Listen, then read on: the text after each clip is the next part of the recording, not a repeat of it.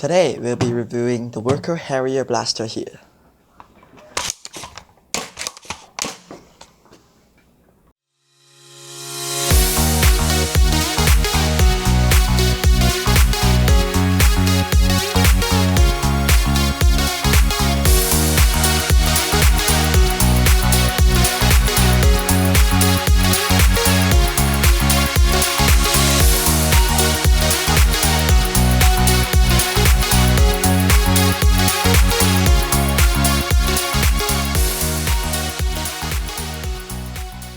So moving on, for the details of this blaster, we have a pump grip up at the front with a Picatinny rail underneath here.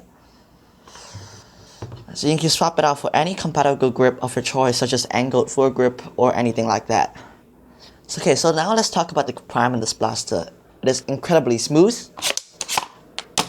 and it is also very easy to prime.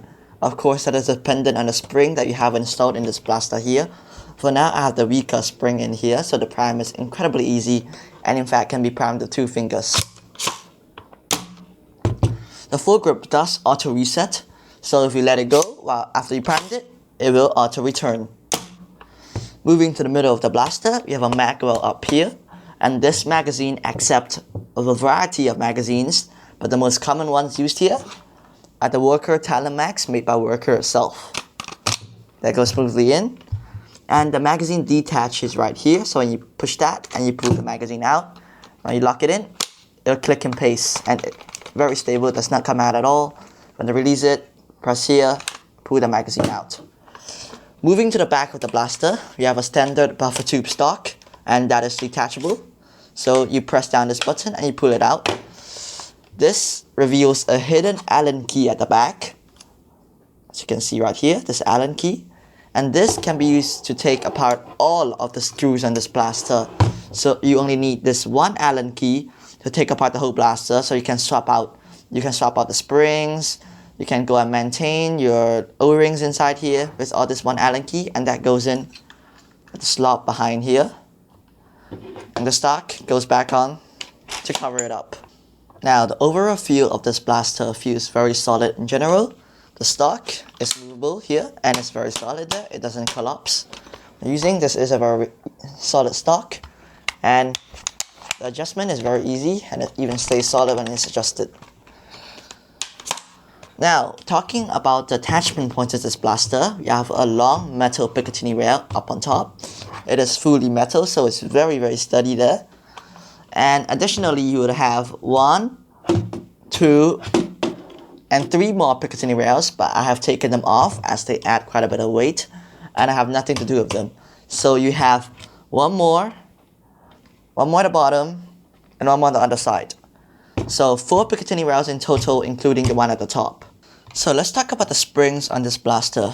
This blaster comes included with a 28 cm spring. Both springs in here are 1.4 millimeters in diameter. This is 28 cm, the one in here is 25 cm. So the 28 cm spring provides about 180 FPS, while this spring does about 155 to 160 FPS. Although this thing with the longer barrel can push beyond 190 FPS. Now, you can also purchase extra springs. There are other springs that can push this blaster up to 250 FPS. Now, this blaster comes included with the little 5-round magazine, but I have no idea where did that go. But still, that 5-round magazine is not sufficient at all if you want to play any games, so I recommend getting one of these 15-round Worker Talon magazines. Now, as the name suggests, this thing can hold 15 rounds of ammo, and in games, I'll usually suggest that you bring at least 3 of these magazines, because you run out of ammo quite fast. So buy at least 3 of these, even though I personally use 6. This blaster comes with 2 barrels, a longer 37 cm barrel and a shorter 31 cm barrel that's currently installed in this blaster. Both barrels are made out of metal, so it's very sturdy here. And the way you can replace the barrels in this blaster there is by simply screwing it out. And there comes it out. You see, this part here is threaded, so you can now put the longer barrel in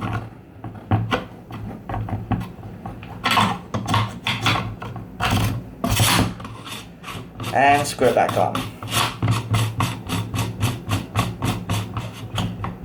And that locks in place right there.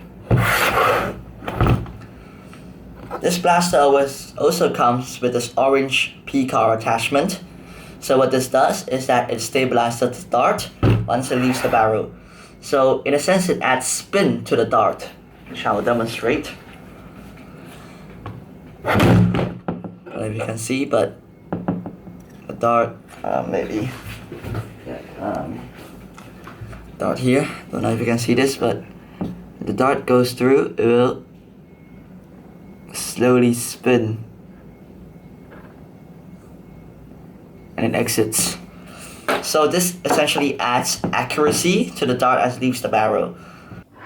Okay, now let's talk about the grip on this blaster. This grip is very average size there, although I would say if you have bigger hands, this grip will still work very well. And this has a bit of a rubber layer over it, so it provides a lot of grip. Your hand's not going to slide around. But the only complaint I have about this grip is that this rubber thing on here flaps around. It's not secured in place. So if you want to stop this from flapping around, I guess you could put a bit of glue here or something to glue it down in place. But yeah, this is one of the minor problems that this blaster has. Over here, you got a metal handguard here. It's metal. The trigger is also metal. Very nice feel. And up on top of the trigger here, you got a bit of a safety. So what it does is that if you push at it from this side, the trigger locks. See, now you have no way to fire the blaster at all. And you push it back, now you can activate the trigger. So when I put it in safety mode, I prime it, put in trigger, does nothing. Now, if I put it into fire mode by pushing at it from the right side, now I can fire my blaster. Okay, now let's talk about the air seal of this blaster. Now, the Walker Harrier has an absolutely amazing air seal. Let's see how long it takes.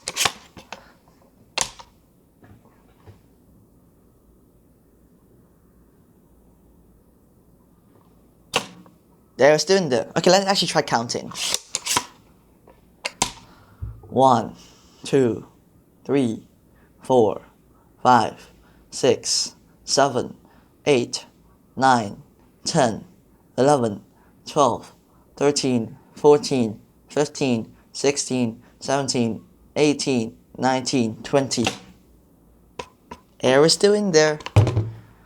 So absolutely fabulous air seal. Okay, I know many of you will be asking, okay, so what's the price of this blaster? Now, the price of the Walker Harrier right now is about 185 Singaporean dollars, which will convert to 145 US dollars. Now, I'll also provide the links to where you can purchase this, either from Ideal Foam Blaster or from Out of Darts if you're in the US.